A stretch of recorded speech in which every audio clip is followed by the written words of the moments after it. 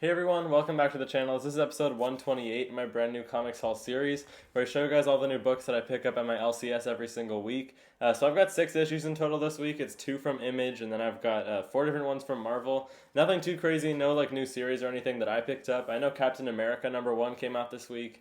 I think Wonder Woman came out at DC with Tom King writing that, so definitely some big releases this week from the big 2. But let's just start it off here with the first Marvel issue that I picked up. This one is Uncanny Avengers #2. As far as I know, this is only a 5 issue miniseries. They kind of marketed it like it was going to be an ongoing thing, but really it's just tied to Fall of X. And we've gotten some clues now as to like what's going to be happening after the Fall of X, right? It seems like they're kind of expanding it into, I don't know if I'm remembering this right, but they announced like the titles of whatever the next X-Men thing is going to be, right? So it was like I think Rise of Powers of X and Fall of House of X or something, like a play on the original Jonathan Hickman X-Men series a few years ago that like revitalized everything in Krakoa and all that. So let me show some interior artwork though. This one is written by Jerry Duggan. He's kind of been like the mastermind behind everything behind Fall of X. He's writing the main X-Men series, which is like the main book you should be reading to keep up with everything going on. But overall, it's just a really weird event because there's not any main like event story to be following, right? It's just all these different plot threads that play out in different books. This is like a unity squad behind different mutants and Avengers, basically. That's why they're called the Uncanny Avengers. And they're working to take down this Captain Krakoa figure that was like pretending to be a mutant who like killed a bunch of ambassadors at some sort of like world event where a bunch of leaders were assembled. So a lot going on with Fall of X. I'm jumping back into X-Men comics to follow it, and I'm liking it so far. Next up, though, this one has been honestly a little bit disappointing so far. In my personal opinion, I'm not sure how many people have been enjoying this one, but this is Death of the Venomverse #4.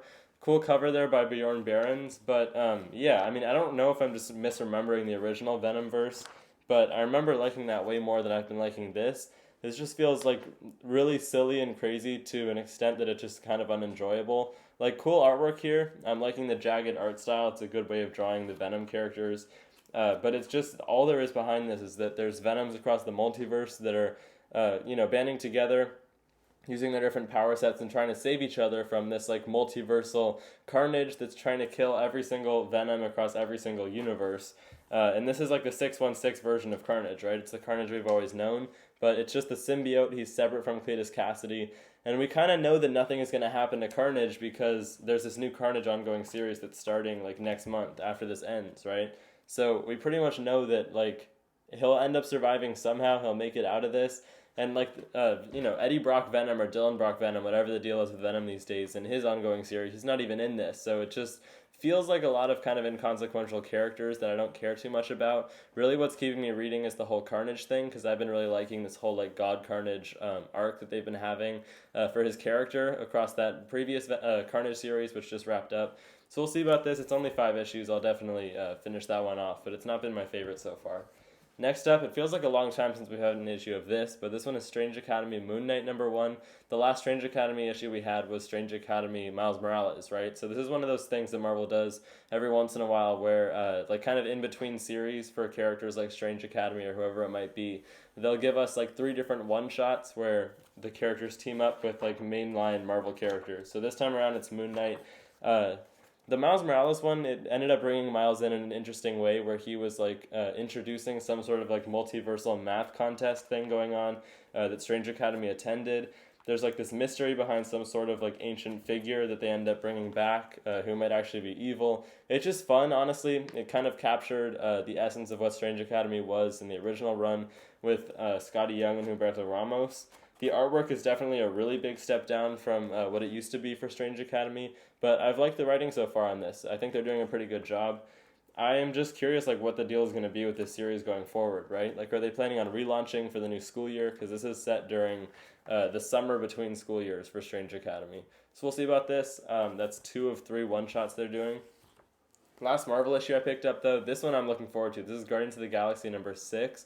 One of the best covers I've seen in a long time there by Marco Cacchetto with like these split timelines where the Guardians came from this seat of power where they're like the protectors of the universe on this side, right? And now where they are now as these like outlawed bandits who are just trying to stop Grootfall. And this is supposed to be the origin behind Grootfall, which has just been like this universe destroying like Galactus type entity, right? That Groot has somehow become. So far the run has been set like a year in the future from the previous Guardians run, right? And we've had no idea what got us to this place where Groot is destroying worlds, where they can't really connect with him at all anymore. So this is supposed to be the origin. They've been teasing this for a long time. I've heard this issue is really good. It's a guest artist, and I'm liking how the artwork is looking in here. I'm just really curious to see what the deal is, and I've loved this Guardians run so far, honestly. It's been getting better and better with every single issue, and I've got high hopes for the future of it. Those were all the Marvel issues, though. I've got a couple from Image, starting with Big Game, number 3 of 5. So I haven't read any of the Mark Miller series that he's been doing under Image for a long time, like Kick-Ass and Hit Girl and all that kind of stuff. I only read Nightclub and a little bit of The Ambassadors, so Nightclub is featured on the cover there. The idea behind this, though, is that it's just all these different superheroes and superhero teams and whatnot that have been built up over the last decade or so by Mark Miller under his Image Comics universe. They're the second generation of superheroes that's existed in this universe, right? So there's this team of all the most elite supervillains that have actually had control over world governments and stuff for 100 years or something like that. And in the 1980s, they wiped out all the superhero population and started anew, right?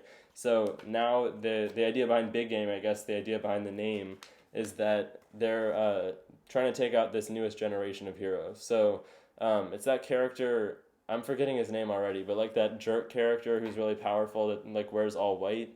Nemesis, that's right. So he's I haven't read any of his stuff, but he's allied with the villains, and he's just taking out as many superheroes as he can. So really crazy stuff. It's drawn by Pepe Larraz, so obviously the artwork is amazing. That's the reason I picked it up. But it's been surprisingly friendly to new readers. It really draws you into the world and everything, even though I have barely read any Mark Miller stuff. So I've been really liking that one, actually. Lastly, though, it's been a while since an issue of this has come out, but we got Saga number 66. So this is wrapping up the story arc, right? The idea now is that they're supposed to be doing 6 issues a year. So I think this is supposed to come out back in June, right? They said they'd be doing January to June monthly every year, and then taking a 6-month break in between story arcs. I guess both of the creators on this have families to attend to and everything, so they can't be publishing it monthly, year by year like they used to. Still one of my favorite series, not quite as strong as I feel like it was for the first 54 issues before it took that 3-year break and relaunch.